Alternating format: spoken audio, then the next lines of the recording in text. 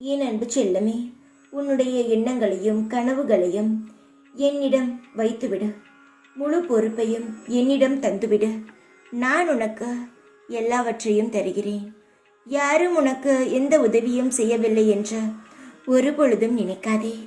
எவ்வளவு கஷ்டம் கொடுத்தாலும் தாங்கி விடுகிறேன் என்பதற்காகத்தானே சாயி என்னை இவ்வளவு சோதிக்கிறீர்கள்.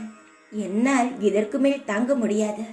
என்னை என்னதான் செய்ய போகிறீர்கள் என்று தினமும் கேட்டு என்னிடம் நொந்து போகிறார். எனக்கெல்லாம் தெரியும். உனக்கு இந்த பதில் கேட்டவுடனே புரிந்திருக்கும். உன்னுடைய கோரிக்கைகளை நான் கேட்டுக்கொண்டுதான் இருக்கிறேன். உன் அழுகையை நான் உன்னை துடைத்து கொண்டுதான் இருக்கிறேன். தங்கமே, உன்னுடைய ஒவ்வொரு நொடியும் உன் அருகில் இருந்து உன்னை பார்க்கிறேன். ஆனால் கர்மாவானது மிகவும் தீவிரமாக வேலை செய்து கொண்டிருக்கிறது. உன்னுடைய கர்மாவை நான் படிப்படியாக குறைப்பேன். படிப்படியாக கஷ்டமும் உன்னை விட்டு விலகும். என் வார்த்தைகளை கேட்கிறாய். நீங்கள் எதிர்பார்த்தபடி உங்கள் பணியிடத்தை மாற்றுவதற்கான நேரம் வந்துவிட்டது.